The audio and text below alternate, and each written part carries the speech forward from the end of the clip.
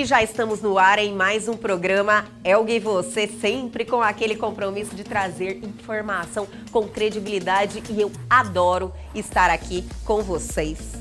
E como sempre, o nosso programa aborda assuntos de extrema relevância. E hoje o bate-papo é com o Dr. Roberto Barreto, gastroenterologista e endoscopista, e também com o Dr. Bruno Ehringer, oncologista clínico, com a pauta de saúde do homem com foco em tumores com maior incidência em homens.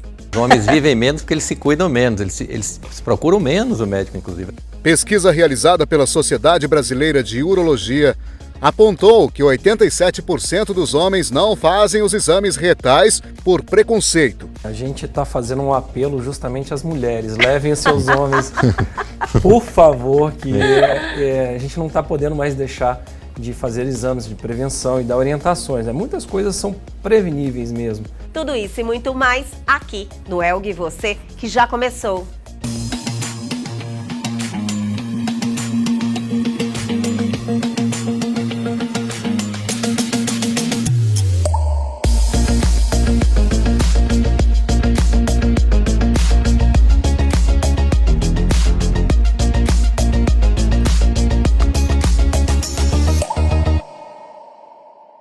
Em pesquisa realizada pelos órgãos responsáveis, mostrou que sim, o brasileiro se preocupa com a saúde, mas que as mulheres estão bem à frente dos homens. A pesquisa revelou que 71,2% dos entrevistados haviam se consultado pelo menos uma vez nos últimos 12 meses.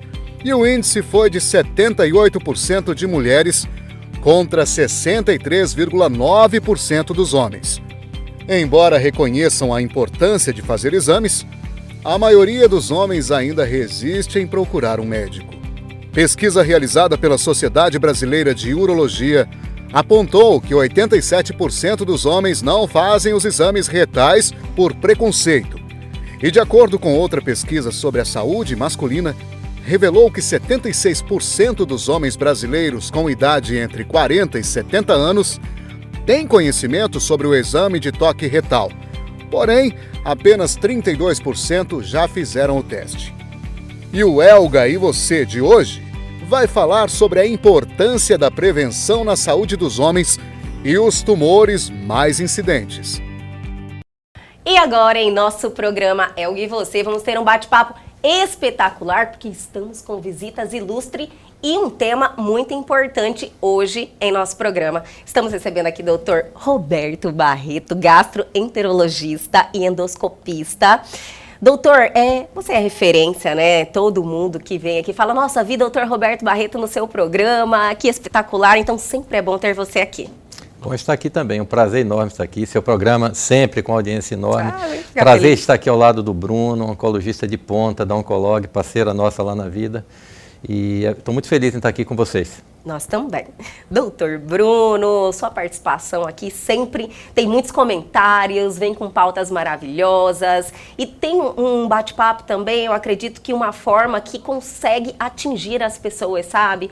É um linguajar bem esclarecido. Então as pessoas interagem bastante com a sua participação aqui, doutor. Obrigado pelo convite, sempre um prazer estar aqui. Doutor Bruno é oncologista clínico, né? E o Dr. Roberto Barreto, como eu já falei, gastroenterologista e endoscopista. E a nossa pauta hoje, vamos assim generalizar, é saúde do homem com foco nos tumores que mais acometem os homens. Falar de saúde do homem é um tema tão importante, né? Porque acredito que dos últimos 10 anos que teve mais foco em relação à política de saúde do homem. O homem é intocável, é uma questão cultural, o homem não fica doente.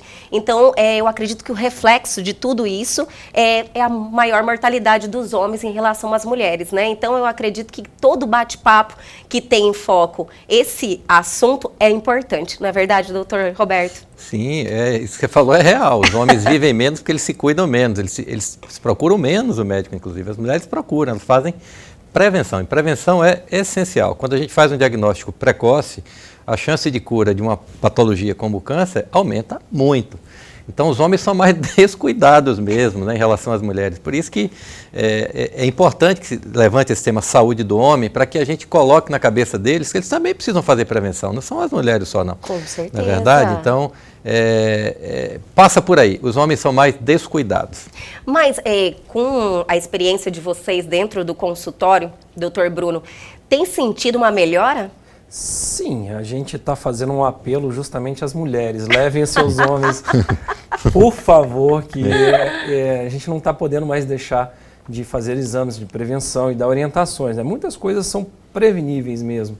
Sim. E a gente sempre faz aquele apelo para a família, né? Não deixe. Se você deixar para aquele senhor de 60, 70 anos para estar procurando um médico para falar sobre problemas de saúde, ele não vai, né? Agora, nos últimos tempos, isso tem melhorado bastante, porque a gente está envolvendo a família. E aí Sim. a família faz uma conscientização, e aí ao invés dele chegar com 60, 70, ele está chegando já com 50, 50 e poucos. Eu até tenho contato com os que passou dos 40, já está Já ligado tá lá na indo, questão do câncer de próstata, que é o número 1 lá, né? Que não deve ser feito ainda nessa faixa etária, a não ser que tenha algum tipo de característica diferente, mais em consulta que a gente explica e pesca essas informações, mas a partir dessa idade é fundamental fazer a prevenção, principalmente do segundo colocado, do terceiro colocado, que seria os cânceres do trato gastrointestinal, né, o câncer de cólon, o câncer de estômago. E nesse contexto a gente tem que sim ser numa idade mais nova, assim, você não pode esperar tanto tempo. Doutor, falando de saúde do homem, muitas vezes esse assunto é colocado em pauta somente em novembro, né? E eu acho que precisa de uma intensificação nesse tipo de assunto, porque já que, infelizmente, eles não têm essa consciência ainda, estão adquirindo isso agora, a gente tem que bater duro nessa tecla, né? O fato do homem estar começando a modificar o seu padrão de autocuidado, isso está refletindo também já em diagnóstico precoce, melhorando mortalidades que a gente tá observando que está diminuindo. Câncer de próstata, por exemplo, não é só porque está saindo pesquisa com novos remédios que a coisa está melhorando, a sobrevida vem aumentando. É porque realmente os diagnósticos estão sendo mais assertivos de forma mais precoce e você consegue tomar decisões mais efetivas. Sem dúvida. Né? Você vê a própria rotina lá na Clínica Vida de fazer endoscopia nos pacientes com câncer gástrico já no início, como que é importante isso aí e modifica a mortalidade, né?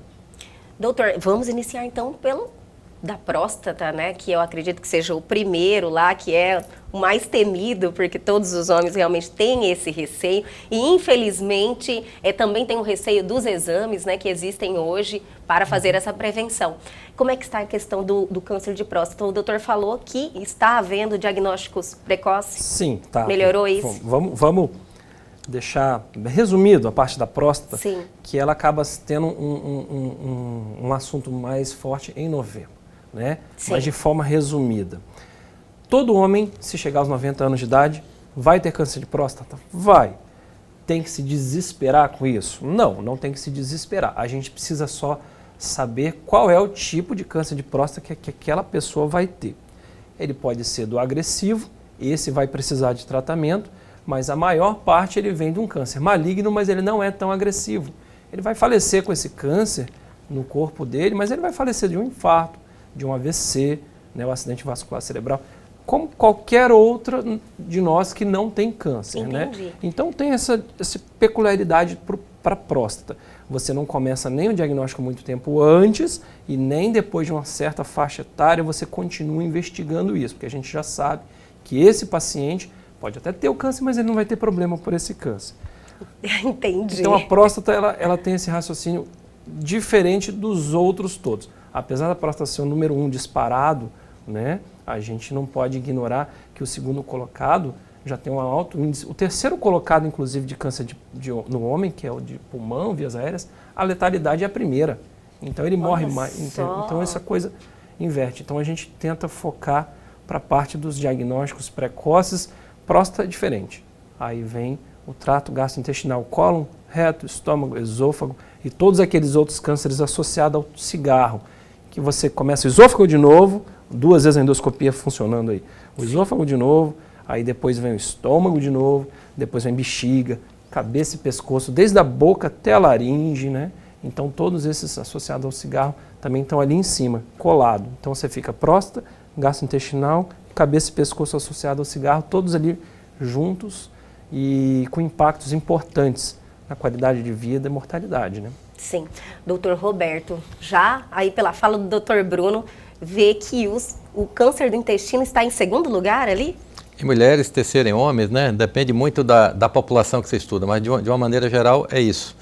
E é um câncer prevenível, né? Porque na realidade, né, existe aí, graças à imprensa, a imprensa tem tido um papel crucial nisso. Você vê que nós conhecíamos Outubro Rosa, essa era a campanha marcante, Novembro Azul. Esse ano nós tivemos o Março Azul, marinho, foi fantástico, teve uma repercussão assim crescente e eu acredito que cada ano vai crescer mais ainda, porque nós tivemos uma interação de várias sociedades, né, Bruno, esse ano. A de endoscopia, coloprocto, oncologia, até a de ginecologia e obstetrícia, geriatria, ou seja, você teve uma interação de várias sociedades médicas com um objetivo comum, que é fazer prevenção de câncer de intestino. Então esse ano foi diferente. Ganhou muito espaço. Tivemos até uma audiência pública aqui na Assembleia, promovida por um deputado médico. Olha que maravilha. Para falar sobre câncer de intestino. Então, foi muito legal. E é uma doença, como eu disse, prevenível. Ou seja, se você faz o exame no momento adequado e você identifica aquelas lesões que são precursoras do câncer de intestino, são os pólipos, e você remove, você bloqueia a evolução da doença. A gente muda a história desses pacientes. 40% das populações que fazem colonoscopia na idade correta, você tem um impacto na diminuição do aparecimento de novos casos de câncer de intestino, em torno de 40%. É muita coisa. Se você for considerar isso a nível populacional, né, é muita coisa. Então, é extremamente importante fazer a colonoscopia no momento adequado. E isso tem mudado, né? Hoje, assim, de uma maneira geral, fora Estados Unidos, a regra é fazer a partir de 50 anos, se você não tem casos de câncer de intestino na família. Na família, Estados Unidos, há 4 ou 5 anos atrás, a Sociedade Americana de Câncer já mudou esse critério, 45. 45, e a gente aqui, na maioria das vezes, a gente já tá adotando esse critério. Com Por quê? certeza. Porque a gente que está ali na ponta fazendo exame, é impressionante a quantidade de pólipos que você pega entre 40 e 50 anos. Pólipos, às vezes, já degenerando. Nossa, ou, às vezes, carcinoma precoce, que a gente resolve na colonoscopia. Então, não existe dúvida, fazer o exame no momento adequado, você vai interferir de uma maneira significativa na diminuição do número de novos casos de câncer de intestino na população em geral. Então, a colonoscopia para prevenção de câncer de intestino, ela é crucial. Só para deixar frisado aqui, a idade, então, é após os 50? De uma maneira geral, sim, mas nos Estados Unidos já 45, e a tendência é ser a partir dos 45. Olha que maravilha. E pessoas com casos na família, quanto antes melhor. Agora, se tem casos na família, depende do número de casos, do grau de parentesco, você vai antecipando 5 anos, 10 anos ou até mais.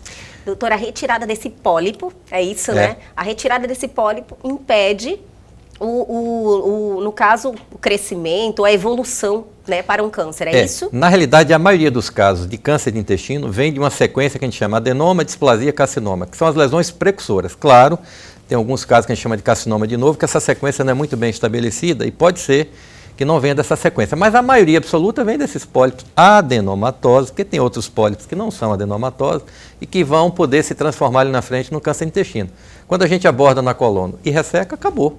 Acabou. Né? Acabou. Você resolveu, você quebrou o ciclo, né? Sim, esses pólipos, me corrija se a informação que eu tive não procede, ele também demora a evoluir, né? Sim, sim. A gente, de uma maneira geral, aqueles que vão degenerar, porque mesmo os adenomas, a maioria deles não vão degenerar. Aqueles que degeneram, em média, 10 anos, entre ele aparecer displasia carcinoma. Então, não é à toa que mesmo quando a gente resseca esses pólipos adenomatosos, que poderiam ou não virar tumor lá na frente, existe uma regra para você continuar fazendo colonoscopia, porque na realidade é a genética desse paciente que determina o aparecimento desses adenomas. Entendi. Poderão aparecer novos adenomas. Então você coloca esse paciente no programa de screening, segmento, para detectar novos adenomas que poderão surgir ao longo dos anos e você vai atuar e ressecar. Então, existe uma lógica nessa história. Por que tem que fazer colonoscopia a partir dos 3 anos, quando você tira pólipos que não são de altíssimo risco? Porque a gente sabe que entre aparecer e transformar vai levar muito mais tempo do que isso. Sim. Então, 3 anos é um intervalo seguro. Agora, eu tirei um pólipo. já com displasia de alto grau ou com carcinoma in situ, mesmo com a ressecção com margens livres e seguras. Eu também não vou esperar 3 anos, né? Vamos fazer um pouquinho mais precoce essa primeira coluna e depois a gente entra no esquema de fazer a cada 2 ou 3 anos. Então depende muito do que a gente encontra, depende muito da histologia do pólipo que você tirou, ou seja, quando o anatomopatologista está olhando lá se tem displasia de alto grau, se tem carcinoma in situ, enfim, tudo isso é que vai nortear a gente no segmento desse paciente. E chegou o momento de darmos aquela paradinha bem rapidinho e a gente já volta.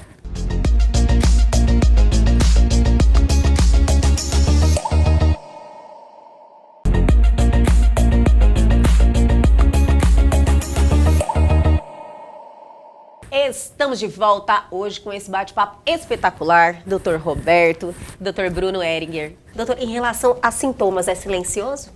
Esse é o problema, né? Esse é o problema. Porque isso me deixa profundamente triste quando chega um paciente de 70 anos, com plano de saúde, bom nível socioeconômico. O senhor já fez colonoscopia? Não. Eu falei, meu Deus, mas por que o senhor nunca... Ah, doutor, estou tão bem, não sinto nada. Isso mata a gente, porque a gente sabe que a chance de você encontrar nesse exame alguma coisa é grande.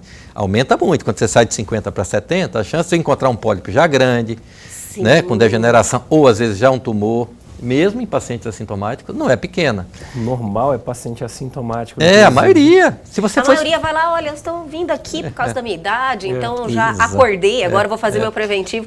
Vai falar, nossa, agora. Né? Aquele que é sintomático, já com anemia, esse já é uma doença já avançada. Esse a gente não quer fazer o diagnóstico, a gente queria fazer lá atrás, né? Claro, vai fazer, vai tratar da melhor forma possível. Hoje a oncologia evoluiu muito.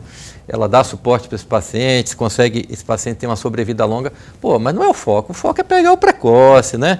Para que a gente tenha uma cura definitiva, né? Mais garantida, né? Sim, doutor, mas é incrível a quantidade de pessoas que você acaba conversando, que já estão dentro dessa idade e que não fez ainda exame, não acordou ainda na questão da prevenção, que muda todo, se você encontrar, no caso, ter algum diagnóstico positivo de câncer, seja no intestino ou em qualquer outro lugar, o tratamento é outro, né, doutor Bruno? Não, o tratamento muda completamente. E ele tocou num assunto muito interessante. A gente está falando de prevenção, mas ele também tocou numa parte que também é tratamento. Faz diagnóstico, faz prevenção primária, mas às vezes faz o tratamento também endoscópico pela colonoscopia. Olha só. Se o tumor ele já existe, mas de uma forma superficial ali no órgão, ele já consegue ressecar.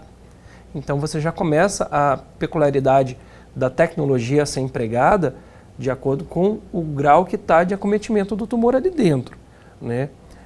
Você tem desde esse espectro de tratamento local pela própria colonoscopia, como você faz só o diagnóstico, manda lá para o oncologista para ele ter que fazer quimioterapia, diminuir toda aquela doença global que está ali dentro e depois devolve para o cirurgião para ele poder fazer a ressecção com margem, tirar todo o tumor, a peça cirúrgica inteira, e aí você consegue entregar a cura. Então, ele varia muito de acordo com o órgão. No próprio órgão, depende de qual é a célula que virou tumor, né? E, independente do órgão, da célula, do quanto que aquilo está cometido ali dentro. Então, são um raciocínio que é individualizado realmente. Olha, pelo que eu vejo, lógico, uma pessoa leiga só, obtendo essas informações, você vê que o câncer de intestino tem no caso, você pode fazer já o ressecamento, retirar o pólipo ou o tumor na própria endoscopia. Eu vou dizer com tanta frequência, todos os dias eu faço isso. Todos os dias, todos doutor? Os dias. Não tem, como a gente faz, o serviço tem muita colonoscopia, não só eu, como todo o grupo que trabalha com a gente, não existe um dia que a gente não resseque pólipo de intestino. Não existe um dia. Nossa. Não, pode até acontecer, mas eu vou dizer que é raríssimo. Sim. O comum é você tirar. Né? Então, isso é uma rotina. E não é incomum também nós ressecarmos já tumores precoces, já câncer que está iniciando. E a gente faz um procedimento chamado... Só no início, depois tem que ser um procedimento cirúrgico mesmo? Na realidade, assim, quando a gente aborda essas lesões no primeiro momento, se for uma lesão que a gente tem segurança para ressecá-la no primeiro momento, a gente faz um procedimento chamado mucosectomia, que é uma ressecção mais ampliada, e a gente tira no primeiro momento. Se a gente achar que essa lesão tem um risco maior de perfuração, a gente tem segurança, se é uma lesão ainda ressecável endoscopicamente, a gente faz alguns exames complementares e programa para uma retirada no segundo tempo. Depende muito do que a gente está vendo naquele momento. Mas os pólipos, de uma maneira geral, a gente resseca no primeiro tempo, já na primeira colonoscopia, a grande maioria deles. Olha que então, maravilha. realmente faz muita diferença na vida dos pacientes, né? Quando o doutor então isso é rotineiro para a gente. Faz parte da nossa vida ali. Quando o doutor fala de rotina, assusta um pouquinho, né? Fala, olha, todo mundo que vai lá 1 ou 2, a gente faz esse procedimento. Só que, lógico, se você for consultar os dados, sempre fala um super crescimento de câncer de intestino. Porém, eu acredito que as pessoas também estão fazendo mais o exame, né, doutor? Sim, eu acho que a participação da mídia nisso nos ajudou muito, né? Ajudou a população, porque a população precisa ser ajudada. Na realidade, quando vocês abordam o tema, é muito comum um paciente acima de 50 anos chegar no doutor, eu vim aqui para fazer aquele exame lá da colonoscopia, que eu sei, eu vi lá na Elga que precisa fazer a partir de 50 anos. Verdade, eles abordam a gente no consultório. Porque, às vezes, você vê pacientes acima dessa faixa etária, muito acima, que nunca fizeram. Não. É muito comum no consultório, 55, 60 ou até mais. E a gente tem que fazer essa pergunta no consultório, o senhor já fez o exame do intestino? Já fez Não, doutor, nunca fiz. Por que? Ninguém nunca me pediu. Olha só. Tem muito disso, né? Então está na hora de fazer, né? Você vê que como, doutor? Mas eu não sinto nada, mas tem que fazer prevenção. Você vê que precisa de uma ajuda dos outros profissionais também, sim, né, doutor? Que qualquer exame de rotina detectou lá uma pessoa com uma idade acima dos 50, por exemplo, já ser procedimento pedir o exame. Você matou a charada. Começa pelo próprio envelhecimento da população, está indicado. Ponto final. Aí você ainda vai ter os outros fatores que contribuem, que até explica o porquê que vem crescendo a incidência desses tumores nos homens. A gente pega classicamente, além do cigarro que a gente já falou, a gente pega classicamente a alimentação, né? Você transforma aquele pólipo que a gente estava mencionando aqui, ele se transforma em uma neoplasia maligna conforme for o histórico alimentar dessa pessoa também. Não é só genético. É óbvio que esse histórico alimentar dele, ele vai ocasionar uma mutação genética. Sim. Mas você consegue, às vezes com orientação, vai fazer a colonoscopia, vai fazer a endoscopia, enfim, mas depois você consegue orientar a mudança do hábito de vida daquela pessoa, e aí no retorno de segmento dos exames de colonoscopia ou endoscopia, antes que estava sendo feito a cada 3 anos, ele já cumpriu, modificou, ok, aí você começa a espaçar isso aí. Mas se ele não faz isso, às vezes começa a surgir pólipos ainda piores do que estavam antes, aí começa a encurtar. Doutor, falando de hábitos alimentares, está diretamente ligado à questão do câncer de intestino. Isso é um assunto, foi muito bom o Bruno ter falado. A gente falou da genética, claro que é importante, mas para tubo digestivo, hábito de vida e hábito alimentar, crucial. A gente sabe que aí você tem uma balança, né? Que de um lado, risco aumenta com embutidos, gorduras, frituras, né? E a outra balança, que é proteção, fibra. Quanto mais fibra na dieta, é um fator de proteção, e quanto menos gorduras, frituras, embutidos, né? Melhor. Entendi. Então, essa balança tem que estar muito bem equilibrada. Então, é genética mais ambiental. Não é à toa que o câncer de intestino explodiu nas últimas décadas, porque tem uma coisa chamada fast food na vida da gente que não existia. Eu sou bem mais velho que o Bruno é menino, eu sou velho. Mas na minha época eu comia arroz, feijão, carne e vegetais, né? Sim, não tinha fast food. Comida de verdade, né, doutor? A gente fala comida de verdade. Eu lembro que eu saí de uma cidadezinha pequena do sul da Bahia, eu falei para ele, fui estudar em Salvador, eu fui, não existia McDonald's, meu sonho era ir na Americanas comer um hambúrguer, quer dizer, a minha primeira experiência em fast food foi na Americana há 200 anos atrás. E hoje em dia até o arroz e feijão eles transformaram em fast food. Pois Você chega lá, tá cheio de salito, Pois é. Então isso é um crime. Na realidade, essa é a grande mudança. Por que cresceu? Cresceu porque mudou o ambiente. E cresceu também porque tem outro fator extremamente importante, a obesidade. E não é só para câncer de intestino. Obesidade é fator de risco para tumores, e vários. Então, se por um lado você tem uma alimentação de péssima qualidade, por outro lado você tem a população no sobrepeso ou obeso, você vai expor essas pessoas. Então, ambiente, hábito de vida extremamente importante na prevenção dos cânceres também, não é, Bruno? Com certeza. Doutor, câncer de estômago e intestino estão aí também ligados. É quase a mesma coisa? Não, são diferentes. São diferentes. A genética é diferente, né? Os fatores de risco são parecidos, mas podem ser diferentes, né? Tem uma série de fatores envolvidos. Mas eu diria, e eu acho que o Bruno vai concordar comigo, eu me preocupo muito mais hoje com o intestino que com o estômago, mesmo porque a incidência mudou muito. Você tem uma crescente de um e até uma estabilidade, uma certa diminuição do outro, né? O cólon, né? Cólon retal, ele está numa incidência acima, né? Então ele está numa crescente nos últimos anos. Além de crescendo, ele já ocupa uma posição, já ocupava antes uma posição superior em incidência. E ele tem as ferramentas de prevenção muito mais bem estudadas e adaptadas e fáceis. A gente não pode falar nada aqui que seja um problema para o homem, para a família. São coisas muito simples, você fazer uma consulta, agendar um exame, entendeu? O estômago já tem umas características um pouco diferentes, uma agressividade diferente. É outro órgão, né? É outro órgão. Apesar de ser trato gastrointestinal, é outro órgão. Mas ele vem crescendo de forma também que está sendo visível. Para ter ideia, o colo retal, homem e mulher, ele é parecido no que ele ocupa no ranking. Mas o estômago, 3 vezes nos homens em comparação com a mulher.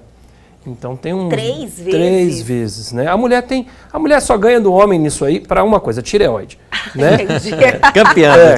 Mas, sério? Assim, mas também não tem que se preocupar. Já vou querer uma pauta. Calma, não é assim não. A maioria é benigno, até os malignos são facilmente curáveis, não é assim não. Mas assim, a mulher, óbvio, mama, colo uterino, próprio útero, endométrio, ovário, isso aí não conta, né? A gente está só isolando os órgãos que são iguais em ambos, né? Então o estômago tem esse padrão, todos os de cabeça e pescoço também têm esse mesmo padrão, 3 vezes mais incidentes no homem do que na mulher, né? Boca, laringe, todos eles. Por isso que a gente está falando da saúde do homem, né? Porque o homem tem esse mau cuidado próprio, descuido, habitual, né? Descuidado. Ele é super-homem, sim, não é verdade? Não precisa ele pedir ajuda, não precisa pedir informação.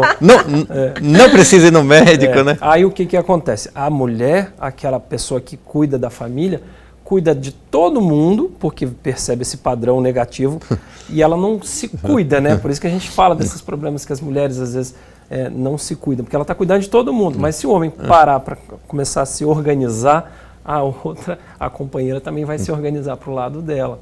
E vamos dar aquela paradinha, minha gente, bem rapidinho, o tempinho da água, mas a gente já volta.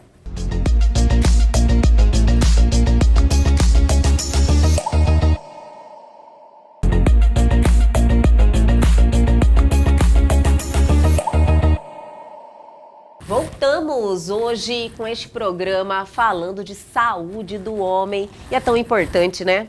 Doutor, falando da questão do homem, que é o nosso assunto aqui, falando de hábitos alimentares, né, que o doutor falou quanto é importante, também os hábitos que a pessoa vai adquirindo no decorrer da vida, como alcoolismo e tabagismo, também influenciam num dos cânceres também que está em alta, que é o de pulmão, né, doutor?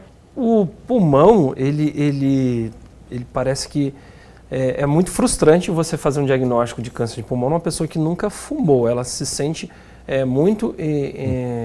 Imagina. Fica... Meu irmão. Verdade. Eu perdi um único irmão aos 58 anos, recente, o ano passado, tomou de pulmão e nunca foi fumante. Nunca fumou, né, doutor? O doutor comentou. Mas esses casos, frustrante. Esses casos são frustrantes, mas a grande incidência, assim, 90% vai ter associação com cigarro, né? Um pouco você encontra as mutações genéticas, não são hereditárias, são adquiridas ao longo da vida, mas são mutações que não são associadas ao cigarro, mas tem outros fatores, às vezes, envolvidos. Então, o cigarro e pulmão parece que eles andam juntos, assim como boca, né, laringe, estão sempre juntos com o cigarro.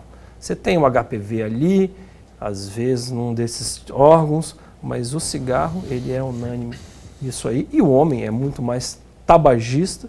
Apesar de que também as mulheres, né, andam crescendo, né, na questão do tabagismo, e agora o doutor sempre aborda essa questão, e eu acho extremamente importante, são os cigarros eletrônicos. Sim. Também. Não, né? Não vou mais entrar no cigarro eletrônico. Está sendo apedrejado, doutor? É um público mais jovem, completamente jovem, inclusive, estigmatizável, né? E eles não têm consciência de que eles vão ser os futuros pacientes, né, doutor? Quando tiverem uma idade um pouco acima, né? É óbvio que a gente fala de doenças associadas ao cigarro eletrônico, são doenças às vezes fatais também, inflamações, infecções associadas àquele tipo de fumaça química, mas mesmo isso não acontecendo, eles não têm essa consciência que no futuro vão ser eles. Então, a gente tenta conscientizar, mas não pode também perder um pouco do foco de quem está precisando da ajuda agora, né? Com certeza.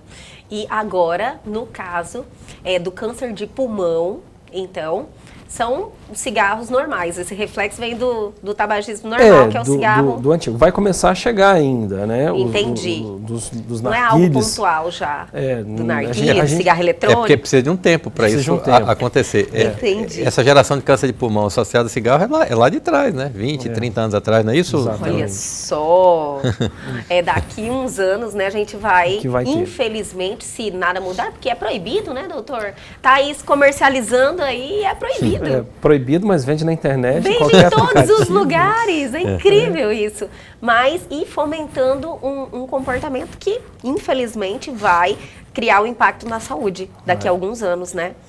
Fora o câncer de pulmão, temos o Olha, todos os do cabeça e pescoço. cabeça e pescoço. É outro dado interessante. A mulher fuma também. A mulher Sim. também tem câncer de pulmão. A letalidade está ali entre as três também. Agora, a mulher não tem a incidência do câncer de cabeça e pescoço como tem o homem. Então, o homem também tem o cabeça e pescoço associado. Às vezes você se preocupa só no pulmão, mas você poderia estar lá fazendo a sua consulta com o otorrino, né, para fazer um exame de nasofibrilaringoscopia, que faz o diagnóstico precoce, cura, sem aquelas cirurgias que são Mutilantes. deformadoras, mutilantes, entendeu? Então, em quesito saúde do homem, a gente falando de próstata, falando de trato gastrointestinal de uma forma geral, não pode esquecer, obviamente, pulmão está em cima ainda, mas não pode esquecer dos outros cânceres de cabeça e pescoço associados ao cigarro. Esses exames, que nem o doutor falou um exame aqui que eu nem... Rápido, falei rápido, eu inclusive. nem entendi. Falar para o homem que ele precisa ter todos esses cuidados é um pouco complicado, né, doutor Roberto? Não, mas água mole em pedra dura, tanto bate até que fura. Isso não é verdade? Então, assim, eu acho que é a informação. Tudo na vida é informação, né? Comunicação. Quando a gente se comunica bem, e a imprensa tem um papel crucial nisso, quanto mais campanha informativa, mais essas pessoas vão chegar para fazer prevenção, né? Eu acho que a parte mais importante é educação médica mesmo, né? Com certeza. Aproveitando a presença do Dr. Roberto Barreto aqui, eu sei que lá na Vida vocês têm um centro totalmente preparado para fazer os exames, né? Que são, pelo menos uma vez por ano, você faz o seu check-up. Sim. Não é verdade? Lá tem uma cobertura total, no caso, assim, os homens que estão nos assistindo e que falam, nossa, eu vou ter um cuidado maior e vou tirar um dia ou uma semana, eu não sei o tempo exato que você precisa para fazer todos esses exames, vou procurar um lugar. A Vida está preparada para isso, né, doutor? Isso facilitou bastante. Assim, a gente criou, eu tinha a gente veio de São Paulo e a gente ficava meio frustrado, porque as pessoas saíam daqui para fazer check-up no Sírio, no Einstein, porque a gente não tinha em um único lugar exames e consultas médicas num único lugar. Então, como é que você vai fazer check-up se não tem tudo num único lugar? Sim. Então, quando a gente inaugura a Vida, eu falei, opa, chegou a hora da gente montar o check-up. E aí nós montamos um programa, de acordo com sexo e faixa etária, que o indivíduo entra às 6h30 da manhã e sai por volta das 16, 17 horas, e ele vai passar em todas as consultas necessárias de acordo com sexo e faixa etária e fará todos os exames de acordo com sexo e faixa etária ao longo desse dia. Quer dizer, se o homem já é difícil em um único dia, imagina, a gente fez um cálculo, uma estimativa, se essa pessoa for muito disciplinada, ela levaria em média 2 meses para fazer todos os exames e passar em todas as consultas que eles fazem o nosso check-up em um único dia. Então facilitou muito. Facilitou tanto que a maioria das empresas do agro, que mandava os executivos para o Sírio e para o Einstein, fazem com a gente. Já estão no 3º ano de check-up com a gente. Sim. Então, realmente facilita bastante e no check-up a gente tem feito muita prevenção, porque a gente tem identificado muitas lesões, seja na própria colonoscopia ou na cardiologia. Tivemos aí um CEO de uma grande dessas empresas que detectaram lá uma lesão de 95% na coronária, ou seja, esse indivíduo certamente teria problemas em poucas semanas ou poucos meses. Sim. Detectamos, foi para a angioplastia, colocou o stent e resolveu a situação dele. E ele hoje é um grande propagandista do nosso check-up. Então, é extremamente importante, porque você em um único dia você resolve tudo e você faz o que é mais crucial, que é fazer prevenção para evitar que esses indivíduos adoeçam. E se tiverem doentes, que a gente resolva rápido, como a gente resolveu essa situação. Então, eu acho muito importante, é extremamente, digamos, agiliza muito a vida das pessoas. E o benefício não planejado, que ele não falou, é esse momento que a gente vive de pandemia que deshospitalizou a necessidade de fazer esse monte de exame num regime, num ambiente hospitalar, né? Isso aí afugentava as pessoas de irem lá fazer É a sua verdade. autoprevenção. E lá no sistema do Vida, você faz isso, não tem esse Doutor, problema. um check-up por ano?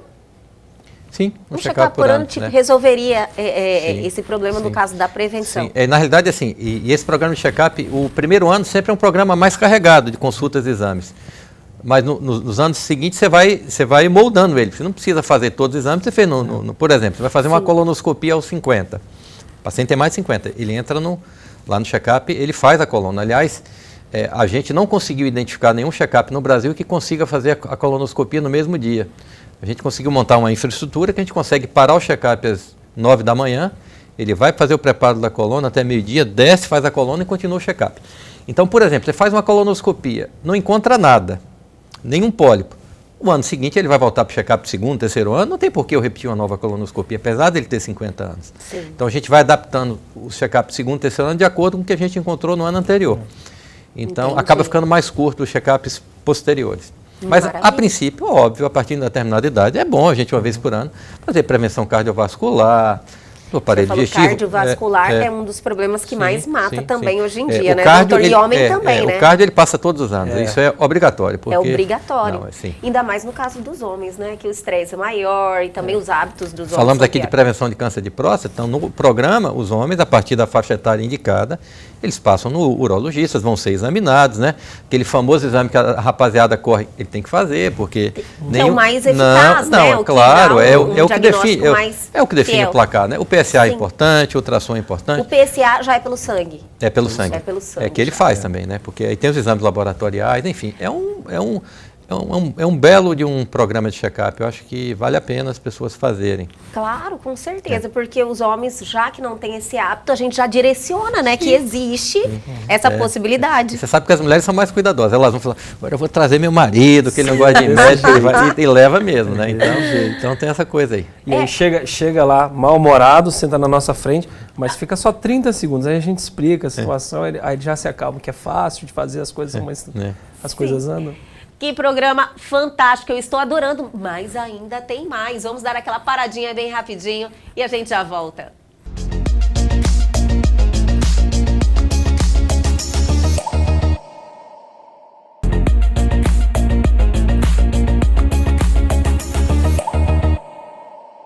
Estamos de volta com este programa fantástico, extremamente relevante, né, doutor? Doutor, nós falamos aqui de câncer de próstata, intestino, estômago, pulmão. Tem algum outro que tem uma representatividade em relação aos homens? Olha, você vai ter aqueles cânceres que são de incidência crônica, né? Tipo linfomas não Hodgkin. Então você tem... A gente está falando, esqueceu de um detalhe, a gente não está falando de câncer de pele, que não seja o não melanoma. É verdade, doutor. Né? O câncer de pele, que é o não melanoma, ou seja, ele é maligno, mas ele não vai levar o paciente ao óbito, né? Aquele câncer de pele habitual. O melanoma sim, mas o não melanoma que é o mais comum, né?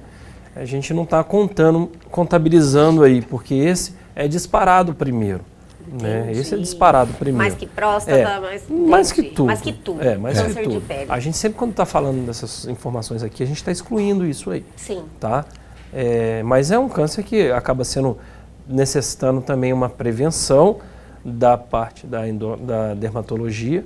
Eles conseguem pegar lesões também pré-neoplásicas e retirar de forma muito mais fácil do que vai precisar de uma cirurgia extensa, com reconstrução, retalho, às vezes, nos casos que são mais extensos. Então, mas de forma geral, de tumores de incidência, na saúde do homem, você vai ter também ali próximo os casos de linfomas, que são tumores, digamos assim, do sangue, né? Do sistema hematopoético, é quem produz o sangue, que acaba também virando um tipo de tumor. Eles estão ali numa incidência importante também. Entendi. Doutor, aproveitando também a sua presença aqui, esses dias eu estive na Oncolog e fiz uma entrevista com um paciente com câncer de mama e era homem também. Nossa, eu achei assim extremamente importante trazer um paciente que passou, né, está passando ainda, no caso ele está em tratamento ainda com essa situação de câncer de mama masculino. Porque os homens acreditam que isso não acontece, né?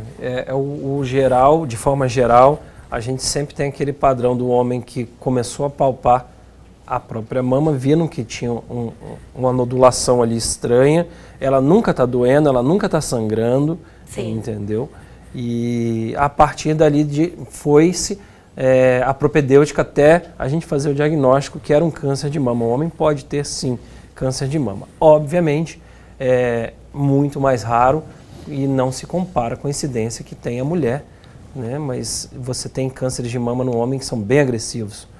Ao contrário da mulher, que você tem cânceres que são mais a menos, no homem não. Quando tem câncer de mama, ele normalmente é bem agressivo. Esse paciente interessante, ele até houve uma modificação molecular na estrutura da mutação do DNA do câncer dele.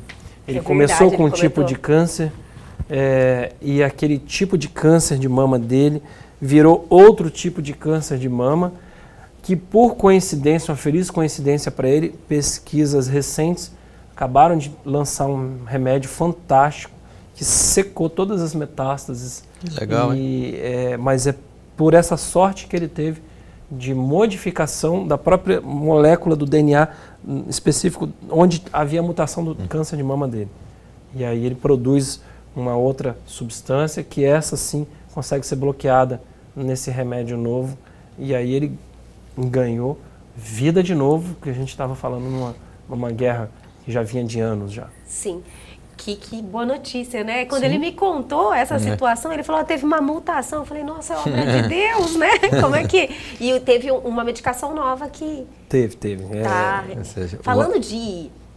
Falamos de prevenção, né? Falamos dos tumores que mais acometem os homens. Falamos de hábitos, né? Da vida, de alimentação, atividade física. Em relação aos tratamentos também, né? Tudo está avançando de forma rápida. Então, agora a responsabilidade mesmo dos homens e das mulheres, né? Lógico, a gente sempre tem que falar no âmbito geral, embora seja focado em homem, é fazer os exames preventivos, né? Sim, daquilo que está indicado, né, doutor Roberto, que ele bem explicou. Existe uma abordagem baseada em sexo e idade. A partir dali, desencadeia um pacote de necessidades daquele caso. E esse paciente, ele é pensado para fora desse projeto pré-formado, se ele tem alguma individualização ali dentro, se a gente percebe que ele tem chance de ter uma síndrome genética. Tem síndromes genéticas, por exemplo, que são poliposes familiares, que você tem que começar e chamar, você faz o diagnóstico, suspeita, você já manda chamar os irmãos. A família inteira. Já manda chamar os irmãos. 100% penetrância, todos vão ter. Entendeu? Jura? É uma prova... Não, e assim, e aí no caso dessa síndrome, dessas poliposes adenomatosas, elas acometem jovens, eles começam a ter câncer no intestino na segunda década, às vezes até antes. Porque eles têm tanto pólipo no intestino que a gente entra com o colonoscópio, você só vê pólipo, você não vê mucosa do intestino, só pólipo. São milhares, centenas de milhares de pólipos. Mas isso aí é uma síndrome genética específica, de altíssimo risco, ou melhor, quem tem e tem essa polipose 100% vai ter câncer de intestino, eles sabem, tem que ressecar o intestino, senão eles vão ter. Feliz quando a gente ainda detecta antes do câncer, doutor, né? Como é que faz, como é que detecta, né? Eu sempre falo que tem uma coisa chamada um anjo da guarda. Às vezes um anjinho da guarda dá um toque pra gente, um pequeno sangramento, né, retal nesses indivíduos, aí por algum motivo alguém resolve pedir uma colonoscopia. Porque se você for parar para pensar, eu não vou pedir colonoscopia habitualmente se não tiver um histórico familiar tão bem definido, né? Porque quando você tem você chama os irmãos. Mas se você não tem, como que eu vou pedir uma coluna para um guri de 17 anos, de 20 anos, se ele não tem história nenhuma? Agora, se um anjinho da guarda dele faz ele fazer um sangramento lá digestivo baixo, né? E aí alguém, né? Fala, vou investigar. Não, vou investigar, tem alguma coisa esquisita, vou pedir uma colonoscopia lá para o doutor Roberto. Quando eu entro lá, já assusta, porque quando você passa o aparelho... doutor? Já. Várias vezes? Não, você assusta. Não, várias vezes não é tão frequente assim, mas algumas vezes, né? Então você assusta, rapaz, você só vê pólipo. E tem também o outro aspecto, né? Você tem o carcinoma familiar, esse hereditário também, igual ao outro do polipóide, mas é o não polipóide. Ou seja, é uma incidência aumentada na família também, mas não é através dos pólipos, é outra formação. É outra síndrome de Lynch. Enfim, tem várias.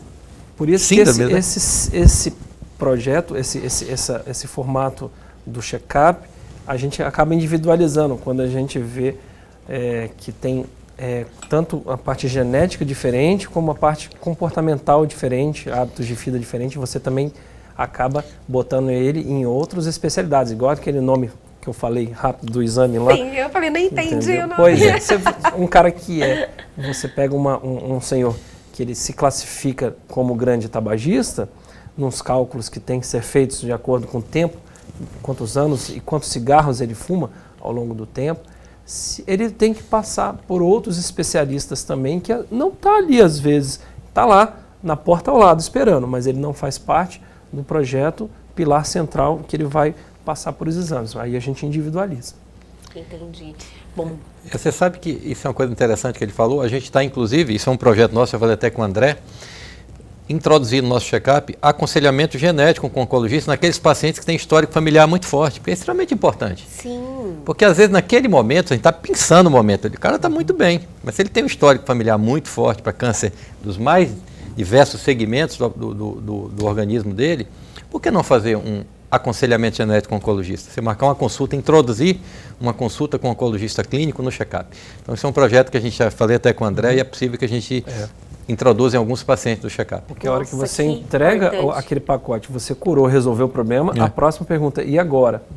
O que eu faço? Né? Aí você tem também as medidas que têm que ser feitas para aconselhamento genético, tanto da vida para ele, no corpo dele, alguma coisa que ainda vai ter que ser feita, uma cirurgia preventiva, como a parte de orientação em termos de risco familiar, de também desenvolver.